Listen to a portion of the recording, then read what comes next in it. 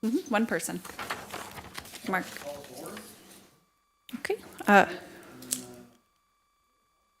Dave Pittman. Here. Sean Weber. Here. Mark Grover is absent. Dave Quintel. I gave it a valiant effort. Jerry Holt. Ken Malone.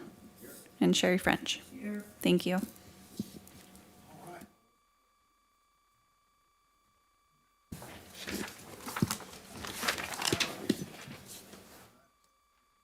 To the flag of the United States of America and to the republic for which it stands, one nation, under God, indivisible, with liberty and justice for all.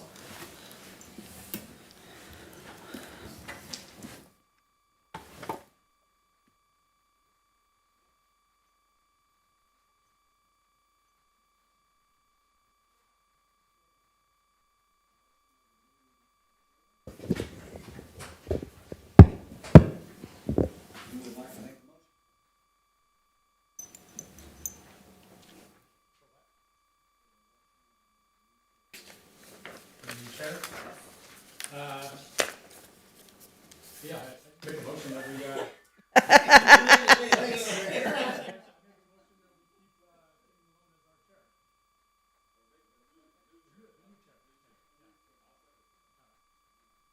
Okay. Oh, we do have a vote item. So, yes, so we're closing that. I'm sorry, I'm just taking the vote down. And then I actually have the voting disabled. I'm going to go ahead and call a verbal roll if that's okay. And then if you guys will just say yes or no. Dave Pittman. Yes. Sean Weber. yes. Dave. Yes. Jerry Holt. Yes. Ken Malone. Yes, yes. Sherry French. Yes. Passes unanimously.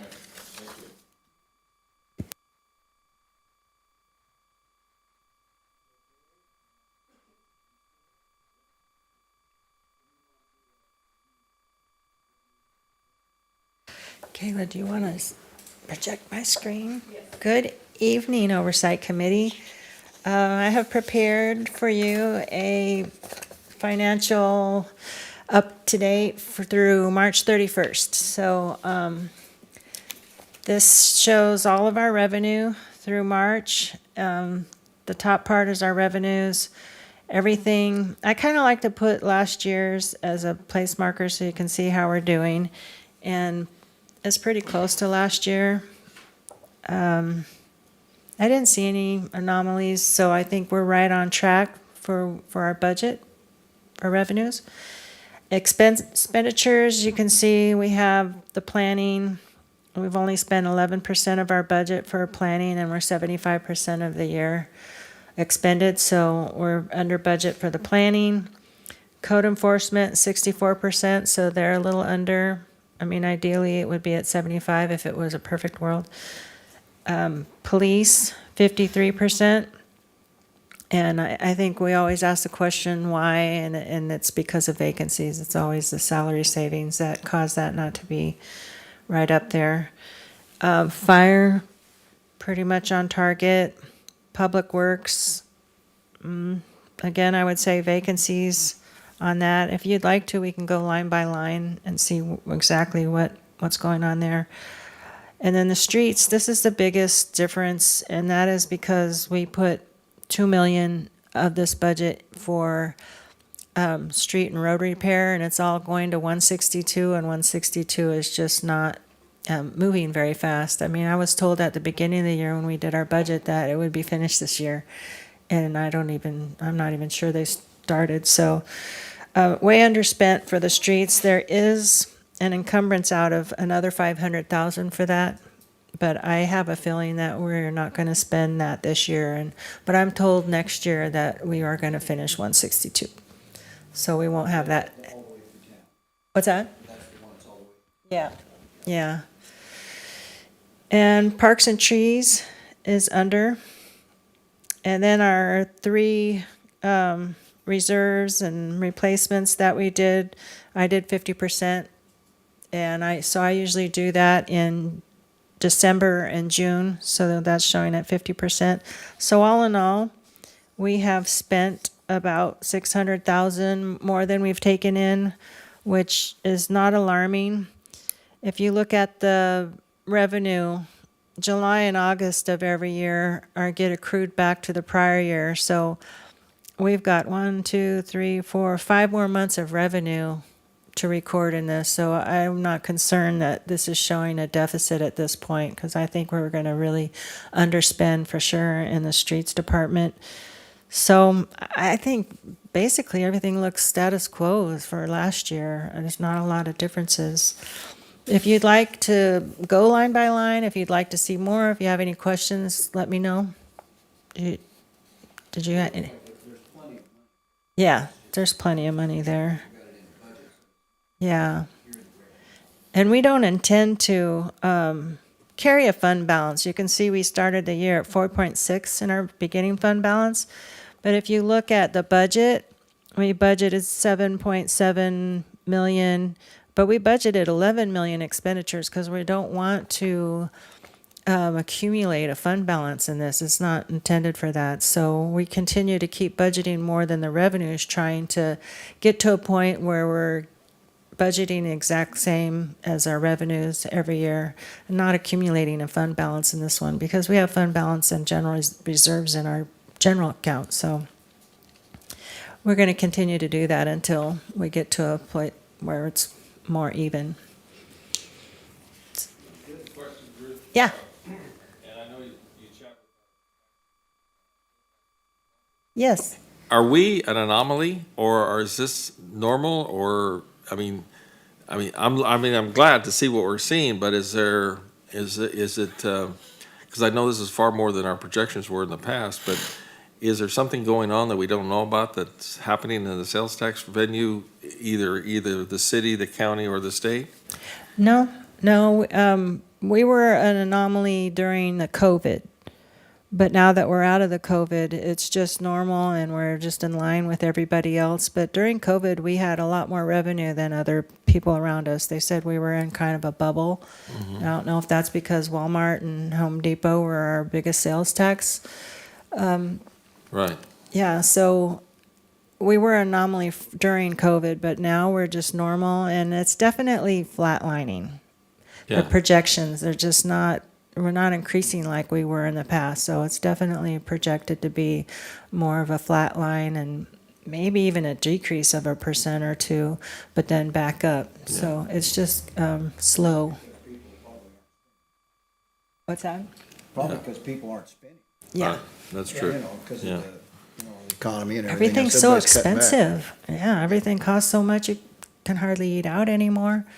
Yeah. And if I can complain for a minute, my house payment went up $470 a month because of insurance. So Yeah. I know. that's a Well, lot. That's a Yeah, lot of money. It is.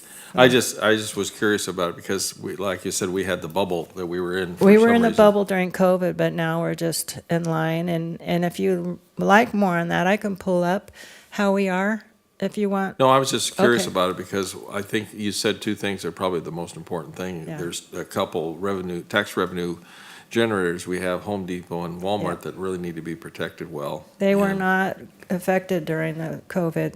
They had booming sales. even with all their vandalism and their new lock boxes and all the things Yeah. that, They had They've a had they this had an thing. inventory shortage during COVID. People were buying so much stuff. So Right. there was a supply chain issue, but they had great sales during COVID. They were the only ones open. Yeah. That's easy. Yeah, and if you're home, what are you going to do? Everybody You're going to do home Big improvements. box stores are the only ones Yeah. open. So is this strictly Major U Yes. funding? Why is the fire department, I know we have the Cal Fire contract. We comes out of- budgeted an admin. This is just for admin? That's just an admin assistant to pay their bills, take care of their purchases, their contracts, open their mail. So we have a 0.2 of a full-time position budgeted here to handle all of their administrative stuff, because that was not provided to us from the contract. So the only thing in Measure U that's being funded, the only thing that's being funded through Measure U is admin this year? It's a 0.2% of a full-time position for administrative services. but isn't there a fire apparatus in this, coming from this budget? A what? A Fire new apparatus. apparatus that's on order? Yes, capital. but we paid that last year. Yeah. Yeah, so that's already been accounted for, and it's actually it's sitting in a prepaid expense account until we actually get it. Right. Yeah, well, that's what I was thinking. We were up at like 750,000, I thought, last year on this Yeah. line item, but How much was Yeah, that we bought truck? the truck out of here last year, so 1.5 million, I think. What was the 1.5? capital expenditure on the apparatus? 1.2. 1.2 million. Okay. And that was a discount price because we prepaid for it. Yeah. And it's yeah. a 2-year build. But maybe it might be a good opportunity to talk about next year's fire contract. Yeah.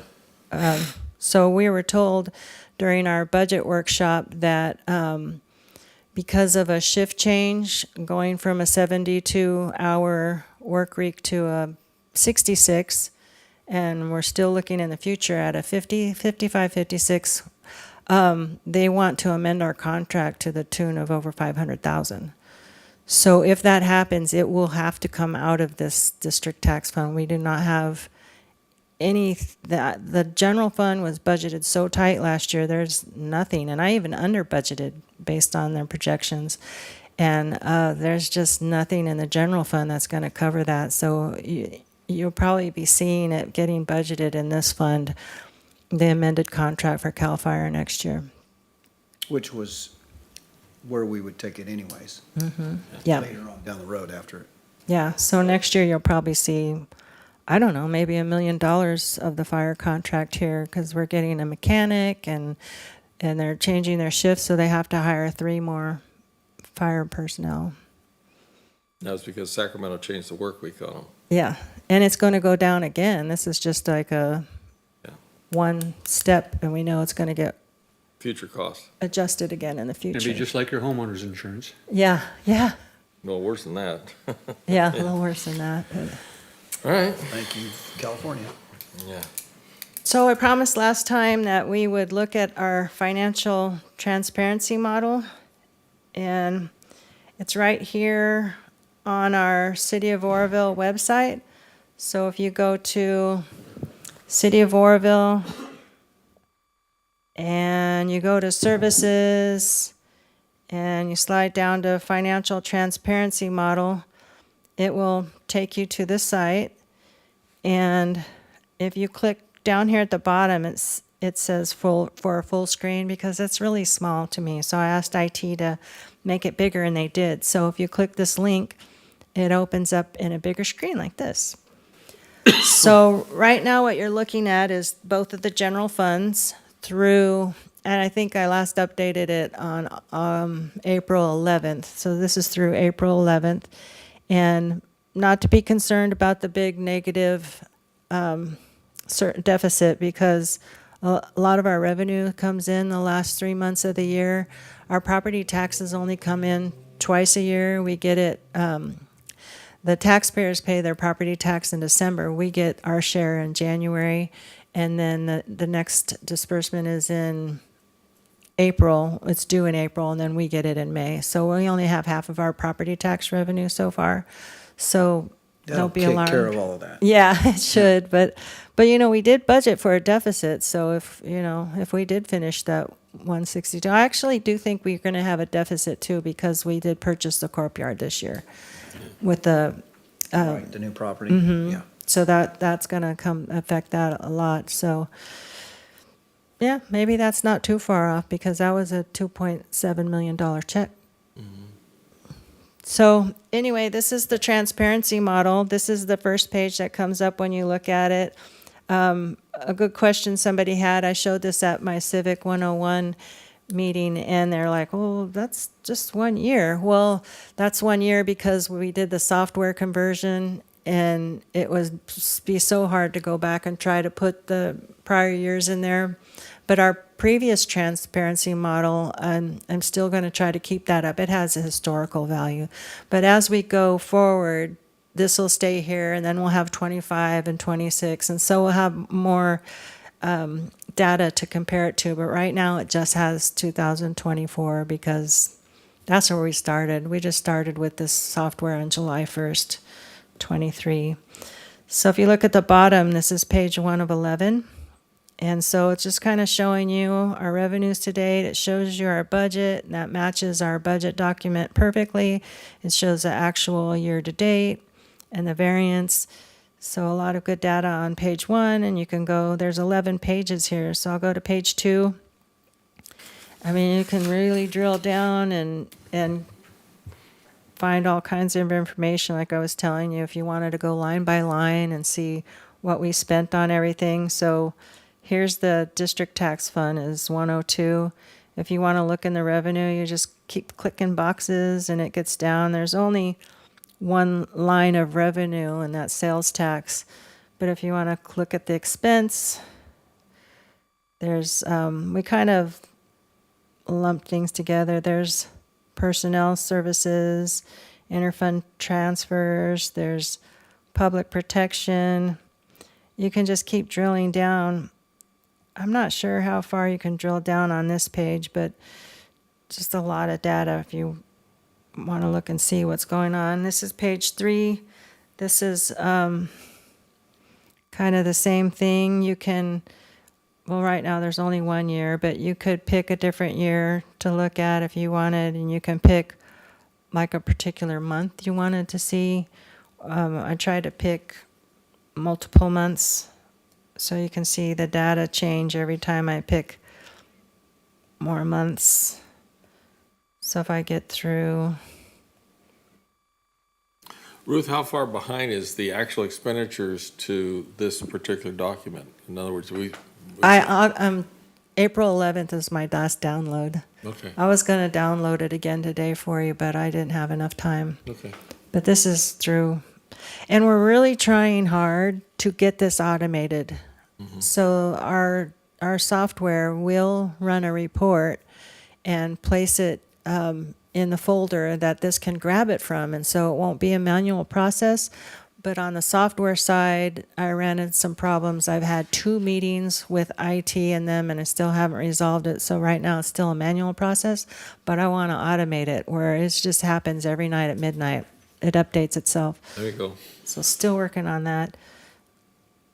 But we're happy with this. And the big win for this, I mentioned in the Civic 101, is that we used OpenGov first. We used ClearGov next. They come with an annual subscription. So we were paying about $7,000 a year for an annual software subscription. And this was built by a former retired finance director, and he just built it using a Microsoft Power BI. I don't know if you're familiar with that. But he built this model, and he built it for us and charged us $5,000, and there's no annual fee. So we're really going to save a lot of money by not having to pay that annual cost. So I was really happy with that. And it's got everything we need. In fact, it was pretty cool. I'll go to page 11 real quick. At the end, I said, I really want a check register. I want people to go in there and see what checks we've written. So it took him like 20 minutes. I was sitting there watching him. He did it. And so at the very end, page 11 is a check register. It shows a check number. You can sort on the date. I think if you sort on it, it'll show you probably 411 because we pay bills every Thursday. It shows you the vendor, the check number, what fund it came out of, what department it was for, and the description and the amount. I was noticing that the amount shows twice, but I think it's because the category up here is just other fees, and then there's another more detailed line. So I need to talk to him about that because it does look like it's a duplicate, but it's not. It's just one check. Yeah, they did it on every one. Yeah, it's pretty cool. That's a neat looking program, though. Yeah. I mean, he built this in like 20 minutes. I was just amazed. So, wow. But you can see that we spent $55 million. So what we were looking at before was just the general fund. This is all funds. So a lot of data in here. The last page is the check register. It's just all kinds of charts and graphs. This is budget to actual. And I think this will be cool. I think, I don't know if it's this page or some page, but you can pick a particular department And then you can see the budget and actual data for a particular department. And it's kind of funny because everybody that needs to work on their budget has been given access to our Tyler software, and they know, I mean, they've given login, given instruction, but it was funny because as IT was setting this up, they looked at it and they like, oh, this check didn't belong to me, it belonged to another department. So they actually looked at it and found something in here that they didn't see in the regular software. So this might be more useful to our departments than logging into the finance system and finding stuff. So we did a journal and we had to move a check because I think it was advertising for a job that they had done for another department. So I think we had to move it to HR. But it's just kind of funny. It's like, oh, they found it here, but they didn't find it in the regular finance software. So I think it's pretty powerful and useful. Detailed. Yeah. So, Looks so good. here's the one where you can like zero in on a particular department. Like say you just wanted to see the city administrator's budget because he's first, not to pick on him, but it'll show you the actual expense in there. This is his annual budget and his monthly expense, annual, year-to-date, cumulative. It's just got a lot of cool information. A lot of And charts. you say if you get it fully automated, then it'll be loaded up every night at midnight? Yes, if I can get, I'm really stuck though, because I have to use something called Cubes, and they couldn't get me in there. Well, they finally got me into Cubes that would work, and then I had no data. So then it went to the software support, and then the support called me back, and they were going to help me find the data, and then I couldn't even log in at that point. So there's just so much other things going on to try to Yeah. to beat this trail down, but I will get Good. it fixed eventually. I think very informative. It's great for the public to have access to it all. Yeah. Yeah, I'll try it. I'll find some staff member and I'll train them to do it manually, but hopefully in the future we can just have it do it at midnight every night and That'd fix be great. itself. Yeah. So I'm kind of just going through all the pages. This is page 6. This is expense detail. So this is where it's going to give you every single line in a budget. So all the 5,000 accounts are salaries and benefits. If you keep scrolling, it shows you all of our accounts. 6,000s are services and supplies. It's just a lot of data here. And I can't believe that somebody just wrote this program and sold it to us for $5,000. It's a so very much. detailed Yeah, program. it is. I like it. I hope it works for people. I hope we don't have to go back to the other transparency models.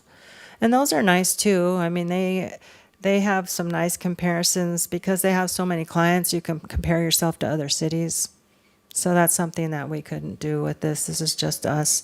But, you know, it's checking a box. We're being transparent. So, Looks very good. Very nice. yeah. You do a great job, Ruth. Yeah, it was fun. It's get to meet a lot of interesting people. Looks good. Any action required? Anything, Mayor? Good. No, good. Anybody? And accept the information, looks great, great program.